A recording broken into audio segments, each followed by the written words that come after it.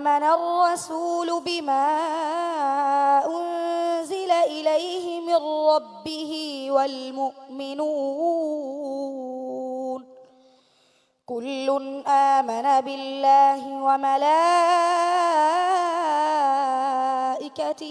وكتبه ورسله পবিত্র রমজানুল মুবারকে রোজা রাখার পরে তেলাওয়াত শোনার পর প্রত্যেকটা মানুষের যারা মুমিনদার তাদের কারো ক্লান্তি থাকার কথা না।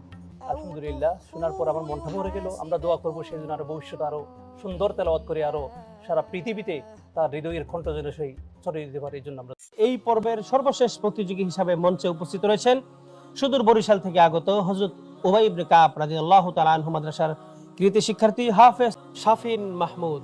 হাফেজ শাফিন মাহমুদকে অনুরোধ জানাবো চমৎকার কণ্ঠে আমাদেরকে তেলাওয়াত করে শোনাবার জন্য। أعوذ بالله من الشيطان الرجيم بسم الله الرحمن الرحيم لله ما في السماوات وما في الأرض وإن تبدوا ما في أنفسكم أو تخفوه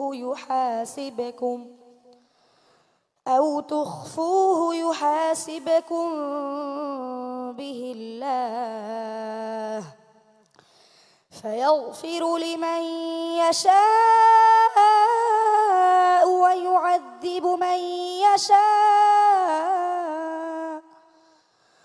والله على كل شيء قدير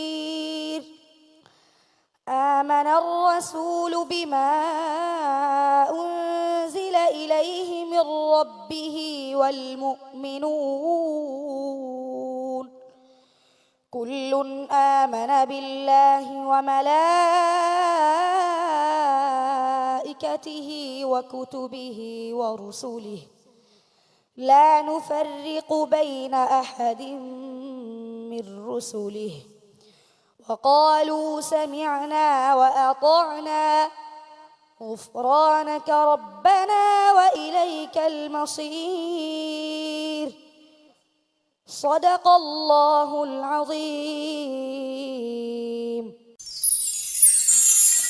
এই পর্যায়ে আমরা মন্তব্য শুনবো। মন্তব্য নিয়ে আসছেন শাইখ কারি সিরাজুল ইসলাম। তুমি সারা বাংলাদেশ থেকে বাছাই করে এখানে এসেছো, তো এখানে তো সবাই ভালো, সবার থেকে ভালো করতে হবে তোমাকে। এই জন্য তুমি আরও নিজেকে শক্ত করে তৈরি করো। আল্লাহ রব্বুল আলামিন তোমাকে তৈরি হওয়ার তৌফিক দান করো। অনেক ধন্যবাদ আপনাকে চমৎকার মন্তব্যের জন্য। মন্তব্য নিয়ে আসছেন শাইখ ইলিয়াস লাহুরি। পবিত্র রমজানুল মুবারকে রোজা রাখার পরে তেলাওয়াত শোনার পর প্রত্যেকটা মানুষের যারা মুমিনদার তাদের কারো ক্লান্তি থাকার কথা না।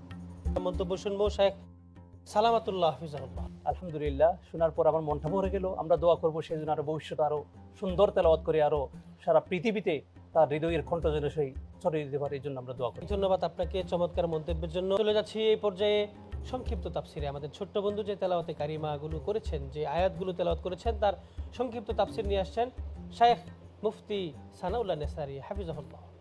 কোরআনুল কারীমের সবচেয়ে বড় যে সূরা বাকারার 284 ও 285 নম্বর আয়াতে কারিমা তেলাওয়াত করেছেন। দুটি বিষয় শিক্ষণীয় রয়েছে। এক হচ্ছে যে পৃথিবী তথা এই আসমান জমিন, এই সব কিছু যা কিছু আছে, এই সব কিছুর মালিক আল্লাহ সুবহানাহু ওয়া তাআলা। তো এখান থেকে আমাদের জন্য প্রথম যে মেসেজ সেটা হচ্ছে আসমান জমিন, গ্রহ নক্ষত্র, সৌরজগৎ, যা কিছু আছে এ সব কিছুই আল্লাহ তাআলার নিয়ন্ত্রণে। তিনি চাইলে পৃথিবীর যে কোনো কিছু তিনি নিয়ন্ত্রণ করতে পারেন, যে কোনো কাউকে তিনি শাস্তি দিতে পারেন, আবার চাইলে মাফও করে দিতে পারেন। আমরা যদি ভালো সামান্য পরিমাণও কিছু করি এর প্রতিদান আল্লাহ আমাদের দিবেন, আর মন্দটাও যদি করি তার প্রতিদানও কিন্তু আল্লাহ তাআলা আমাদেরকে পরকালে দিবেন। এখানে দ্বিতীয় যে শিক্ষা সেটা হচ্ছে একজন মুমিন সে বিশ্বাস রাখবে আল্লাহর প্রতি, তার রাসূল সমূহের প্রতি, ফেরেশতাদের প্রতি, অদৃশ্যের জ্ঞানের প্রতি, এবং পুনরায় আমাদেরকে যে আল্লাহ তাআলার সামনে দাঁড়াতে হবে, পুনরুত্থিত হতে হবে, সেই বিষয়ের প্রতি ঈমান আনার নামই হলো মোমেন। আমরা মোমেনের পরিচয় এই আয়াতে কারিমার তথা শেষের আয়াত থেকে আমরা বুঝতে পারি, আর প্রথম আয়াত থেকে আমরা আল্লাহ তাআলার ক্ষমতাকে বুঝতে পারি। অনেক ধন্যবাদ মুহতারাম মুফতি সানাউল্লাহ নাসারি হাফিজাহুল্লাহ, আপনাকে অত্যন্ত চমৎকার করে আপনি আয়াতে কারিমাগুলোর তাফসীর করেছেন।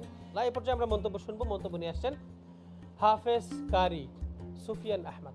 আমার ছোট্ট বন্ধু অত্যন্ত সুন্দর সুরহিত কণ্ঠে কোরআন তেলাওয়াত করেছে, আমি তার কল্যাণ কামনা করি।